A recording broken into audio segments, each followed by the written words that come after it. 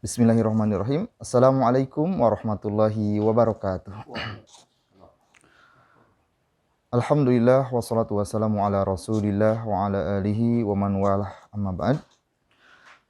Bersyukur kepada Allah Subhanahu wa taala di kesempatan yang berbahagia ini kembali kami menyapa di Majelis Yas'alunaka Islam Solusi Kehidupan bersama Syekhuna Syekh Surahman Hidayat. Kami ucapkan kepada para pemirsa yang telah menyampaikan pertanyaannya, mudah-mudahan menjadi asbab ilmu untuk kita bersama. Ya, baik, pertanyaan-pertanyaan yang masuk sekarang terkait problematika rumah tangga. Ya, mudah-mudahan kita mendapatkan ilmu yang barokah, yang banyak di majelis ini. Ya. Baik, untuk pertanyaan yang pertama datang dari Bapak Abdullah asal Medan yang menanyakan, apakah saat ini perbudakan dalam Islam diharamkan? Adakah hadisnya? Seperti itu pertanyaan.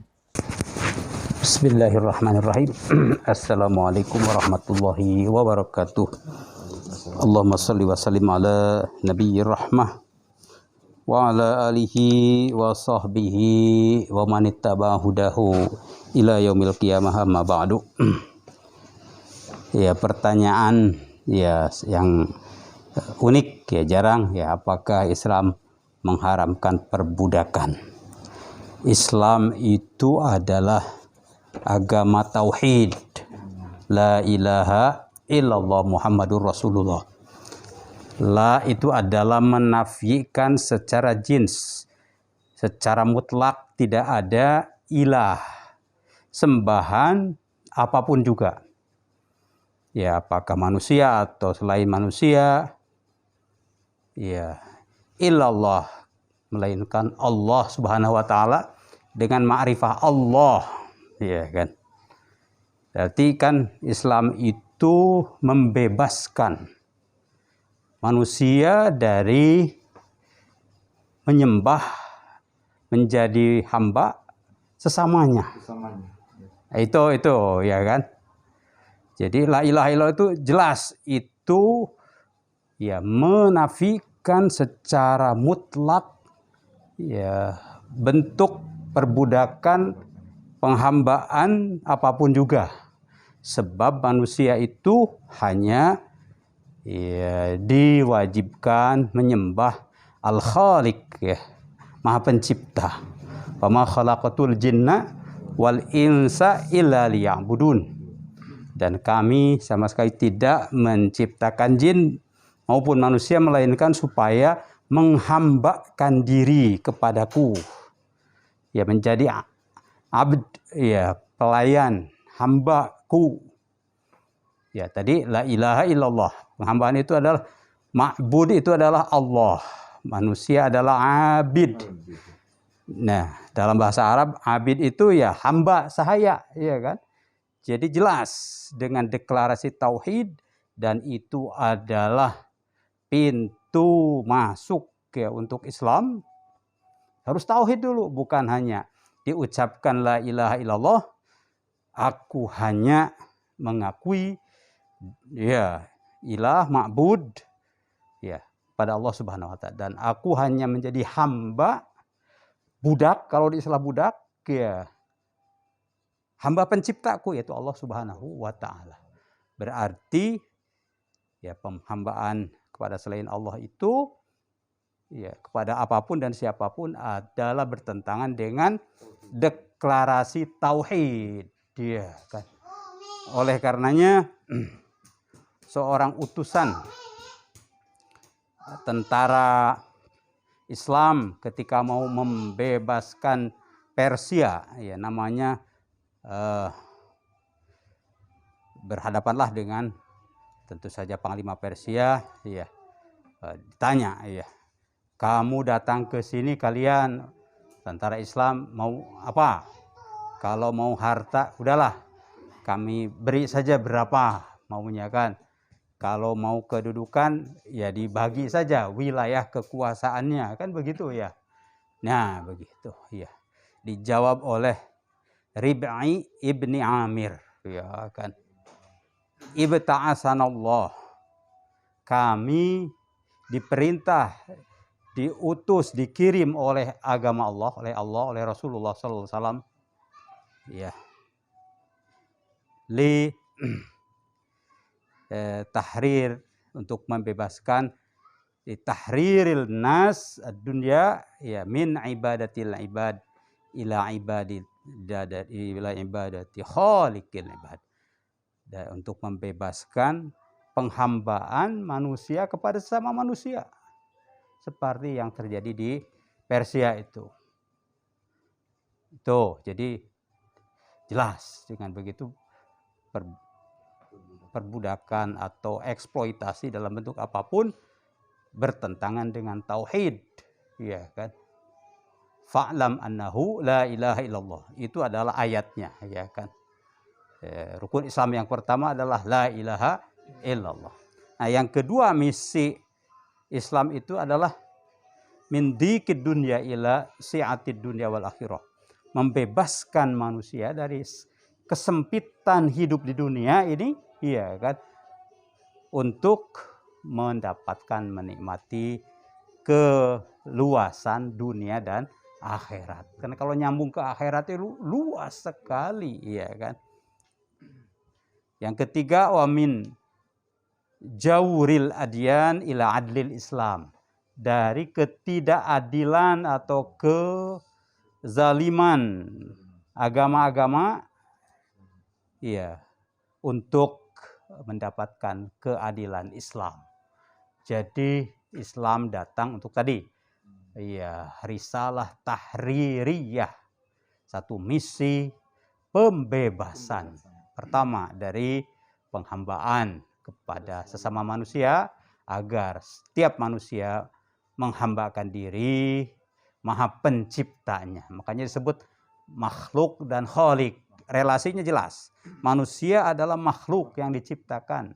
Allah Subhanahu wa taala sebagai ma'bud adalah al-khaliq. Manusia adalah abdun, pluralnya ibad, ya, ibadullah. Allah adalah ma'bud, ya, ilah.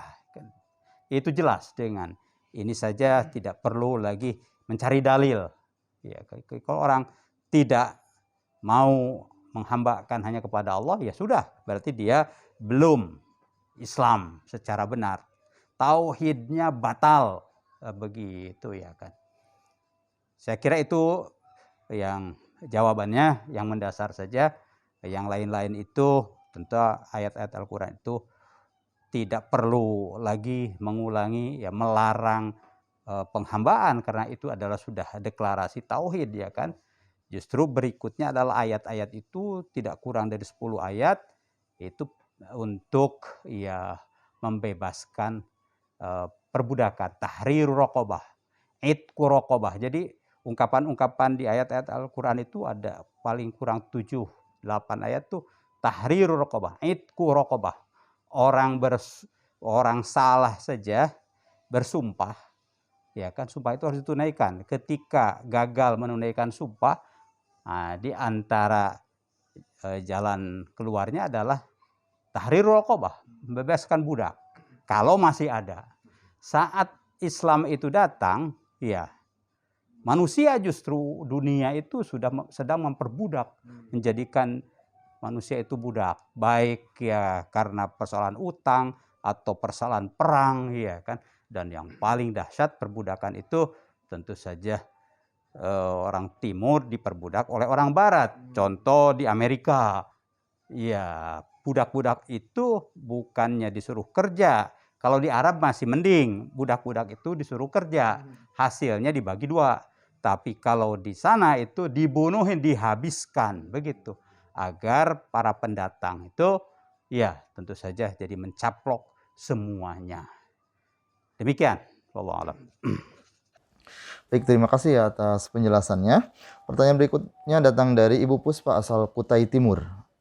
Bolehkah saya meninggalkan rumah karena ada pertengkaran dengan kekerasan fisik? Ya. Dari Ibu Puspa asal Kutai Timur. Baik, bismillahirrahmanirrahim. Bu Puspa, tentu saja kita prihatin dan mendoakan mudah-mudahan kemelut yang terjadi dalam rumah tangga Ibu, ya, segera ada jalan keluarnya. Jalan keluar itu tentu saja melalui prosedur dan upaya takwa.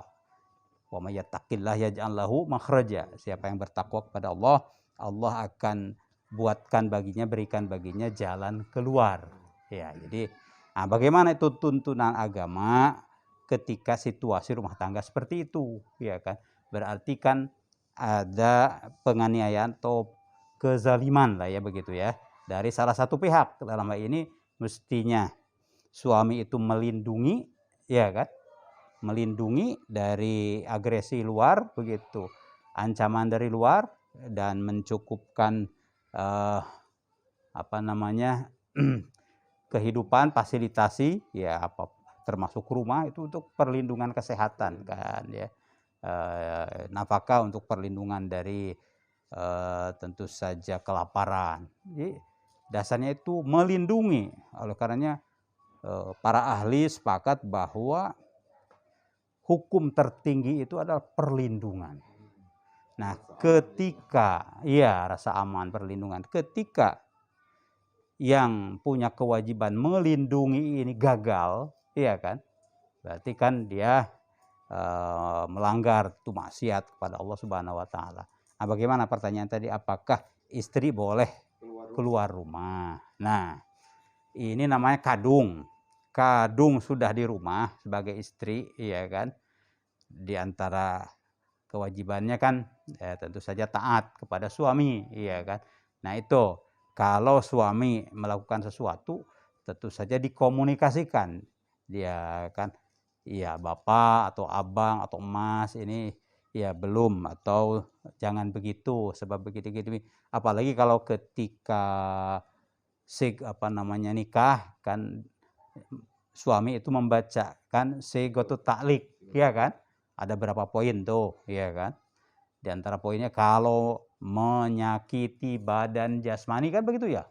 Kalau pertengkaran tadi kan akan menyakiti badan jasmani tuh, begitu-begitu. Lalu istri tidak ridho, ya kan? Ya siapa yang ridho kan disakiti, ya kan? Iya, istri diserahkan oleh bapaknya itu kan untuk tadi dilindungi, dimuliakan. Nah, ini kan disakiti begitu ya.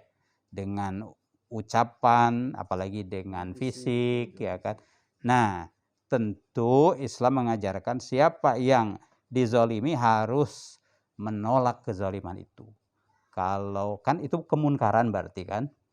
Siapa yang melihat kemungkaran maka tolaklah dengan kemampuannya. Kalau tidak mampu secara otoritas, kewenangan, tentu istri tidak mampu karena posisinya istri, maka tolaklah dengan ucapannya, gitu kan. Ya, kalau tidak mampu maka tolaklah dengan batinnya. Ini dengan ucapannya lah. Termasuk juga minta tolong. Ya teriak ke tetangga juga itu satu hal yang bisa dilakukan ketika memang ada ancaman fisik, ya kan. Jadi itu jangan terus lari, tapi upaya dulu untuk menolak kezaliman tadi, ya kan. Adalah penganiayaan fisik itu. Tolak secara baik-baik dengan lisan, diingatkan.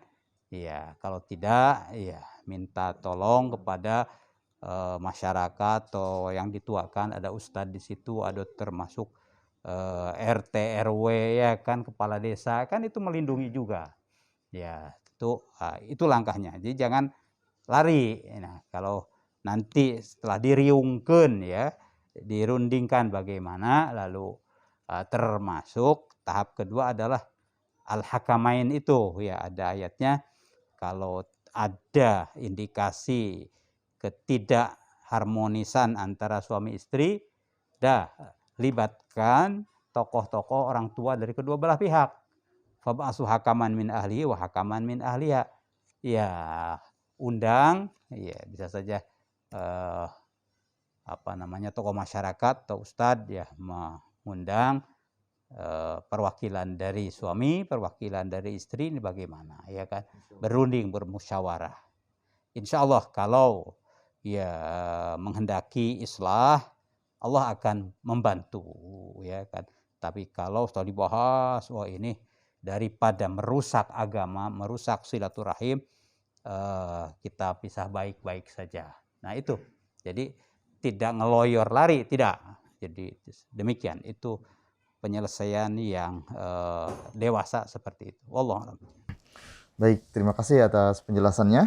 Pertanyaan berikutnya datang dari Bapak Gunawan asal Bandung yang menanyakan terkait bolehkah kita menjual barang KW?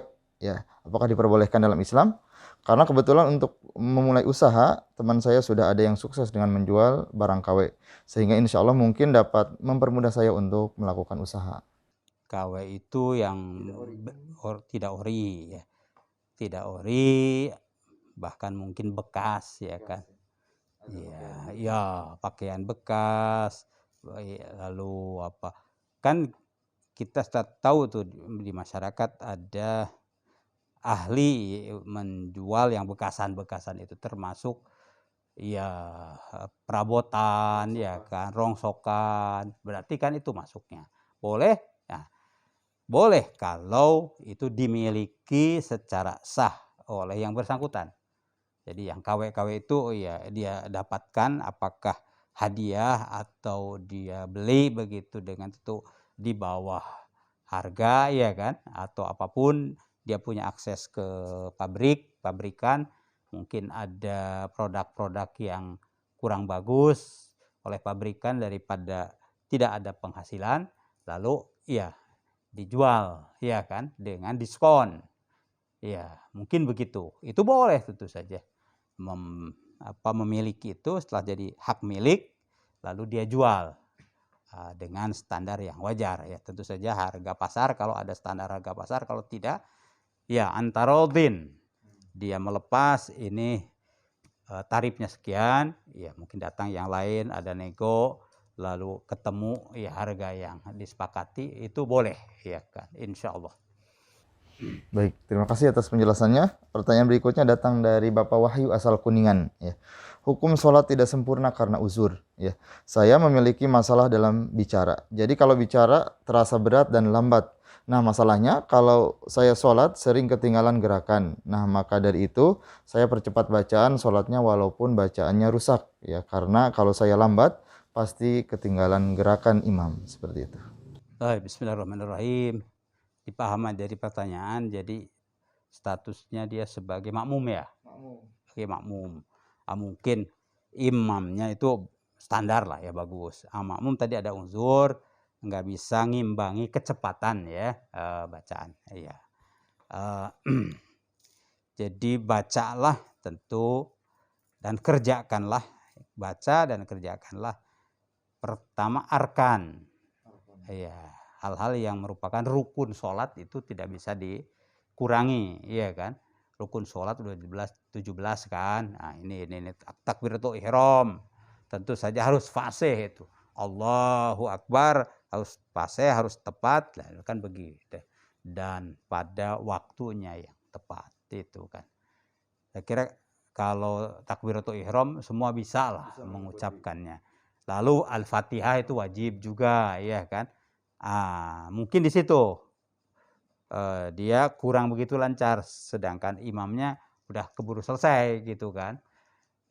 Yang penting ya apakah ketika imam membaca surat Al-Fatihah, si makmum yang uzur tadi itu mengikuti dari belakang, atau imam melanjutkan baca surat, makmum masih melanjutkan Al-Fatihah, itu boleh begitu kan, iya. Karena tadi ya uzur itu, ya.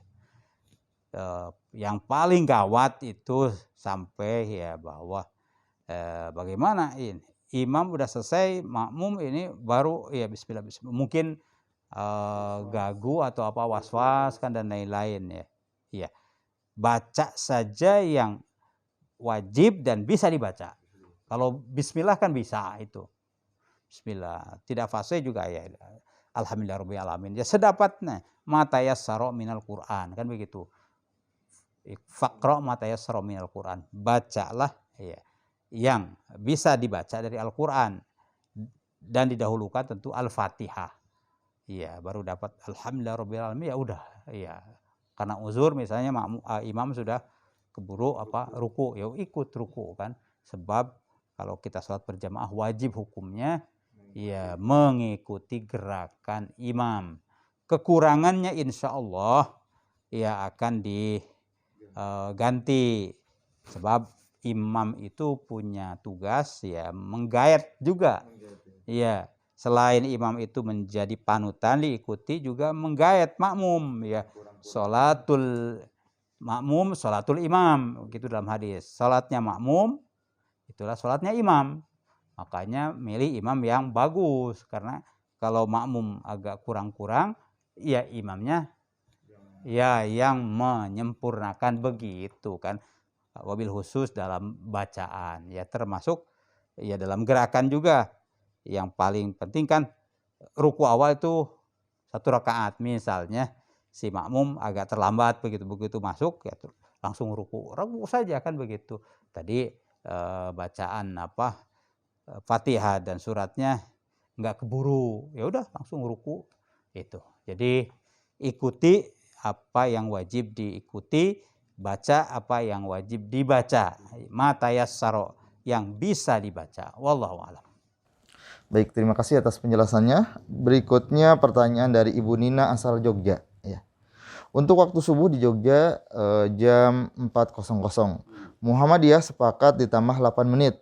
Di pesantren anak saya yang berkiblat ke Turki, jadwal subuhnya jam 4.20. Saya harus mengikuti yang mana, terutama untuk suami, karena kalau ikut yang jadwal pesantren anak, pasti selalu ketinggalan ke masjid untuk sholat berjamaah. Ya, kita ini waktunya alami atau mahalli. Nah, itu kan. Yang kuat ya dalil dan hujahnya. Jadi taukid atau waktu kita itu baik untuk sholat maupun untuk buka puasa itu mahalli. Mahalli, jadi local time. Local time. Local time-nya berapa tadi? 4.00. Lalu ada ya ihtiyati plus 8, ya kan? Ya alhamdulillah, ya boleh. Kalau mengikuti itu boleh, itu kan salah satu hasil ijtihad kelembagaan, tapi tidak mengikat. Sebab mungkin ada dari majelis ulama, ya udah kita sama saja dengan ini. Itu boleh. Pilih yang mana, misalnya lebih agak santai atau keburu, itu kalau 4+8, ya kan? Itu. Nah, tidak mengikuti pesantren yang di Turki, enggak, ya kan, itu waktunya waktu Turki begitu. Jadi local time, bukan international time, begitu, ya kan? Jadi yang namanya on time dan terlambat itu standarnya local time. Gitu. Wallahu a'lam. Baik, terima kasih atas penjelasannya. Pertanyaan berikutnya datang dari Ibu Novi asal Jogja. Ya. Di arisan ibu-ibu ada simpan pinjam. Ya, apakah boleh bila akadnya ada infak dengan besaran yang sudah ditentukan dan suka ada bagi hasil di akhir tahun? Juga ada gaji untuk pengurusnya. Apakah itu halal, boleh atau tidak? Ya, bismillahirrahmanirrahim. Kalau urusan itu bilateral, ya kan, itu kan kesepakatan antarodin, ya, minhuma, 2 orang. Kalau multilateral banyak orang, ini sepertinya banyak orang, ya kan, ya itu disyurokan, wa amruhum syuro bainahum, kan, urusan mereka termasuk urusan arisan atau apa begitu, ya disyurokan. Tentu ada pengurusnya kan, mungkin dari ibu ketua RT, ibu ketua RW atau apa kan, biasanya begitu ya. Nah, disyurokan ini arisannya apa? Arisannya uang atau arisannya barang apa ya? Lalu disyurokan bagaimana ketentuannya 1, 2, 3, 4, 5, termasuk tadi arisannya A rupiah, kemudian ya kita supaya ada sosial, ya sekian persen tuh 2,5% atau berapa itu untuk dana sosial, disepakati tok, ya kan. Lalu kan yang ngurus arisan juga ini kan ada tentu upah lelah lah atau apa kan begitu ya, atau penghargaan, disebutlah uang apalah begitu ya kan, administrasi lah atau apa ya sekian, ya kan.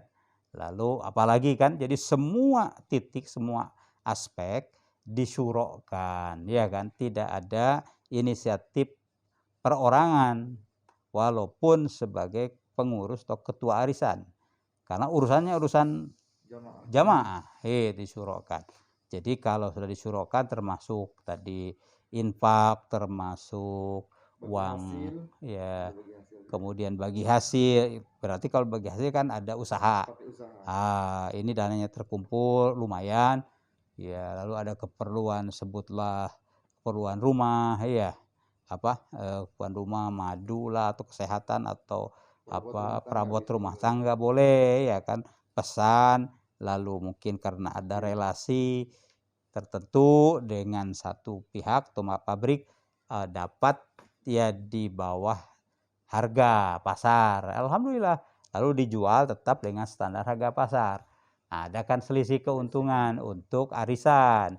Nah, disepakati kalau ada keuntungan dikumpulkan, lalu untuk apa misalnya, itu boleh tentu saja, iya, asal itu merupakan bagian-bagian yang disepakati. Wallahu a'lam. Baik, terima kasih atas penjelasannya. Pertanyaan berikutnya datang dari Ibu Vita asal Sidoarjo. Ya. Saya mau bertanya, kalau seorang istri tidak dikasih nafkah suami selama 5 tahun, terus suami berbuat zina pada wanita lain, bagaimana sikap seorang istri? La haula wala quwata illa billah. Ini kan sudah terlalu jauh, ya. Sudah menzolimi, ya. Itu kan kemungkaran, jelas itu harus dihentikan, jadi stop, ya kan. Apalagi ya sudah berkhianat lagi, kan. Jadi termasuklah poin-poin yang membolehkan istri untuk menggugat cerai, iya kan, boleh itu kan, disebutnya hulu atau rafa, iya boleh itu kalau tidak suka, begitu kan. Iya, tentu ada proses administrasinya ke pengadilan. Intinya istri punya hak untuk tentu menegur, mengoreksi suami dan menagih tentu kewajiban suami. Nanti pun di pengadilan tentu akan dibetulkan hak-hak istri, ya akan diputuskan harus dibayar, ya sebagaimana mestinya. Jadi kalau ya istri biasanya agak posisinya lemah ya di hadapan suami, gitu kan, 5 tahun begitu berarti kan istri ini lemah posisinya kan, mungkin ya dipelototin dikit juga udah mengkerut bahkan, ya udah minta tolong kan. Ada yang paling kuat yaitu Allah Subhanahu wa Ta'ala. Ya di dunia ini tentu saja ada sesama yang memang orang Islam dengan sesama itu ba'duhum auliya'u ba'din kan. Kita saling membantu menolong sesamanya. Ini si ibu ini tidak berdaya, ya tentu ada lingkungan dekatnya, ya kan. Mungkin saudara keluarga besarnya kan disampaikan, ya agar keluarga besarnya tentu peduli untuk ya mengoreksi ini kan begitu. Jadi sampaikan dulu kepada keluarga besar. Asalnya keluarga dia, lalu sampaikan ke keluarga besar. Ya kalau keluarga besarnya kurang berdaya juga ya bisa meluas ke masyarakat kan begitu. Jadi intinya tidak boleh dibiarkan, ya kan. Ya udah terlalu lama, jadi agar menjadi teguran lah bagi orang-orang yang mungkin ya punya kondisi potensi hatinya tidak baik, ya kan begitu. Demikian Allah.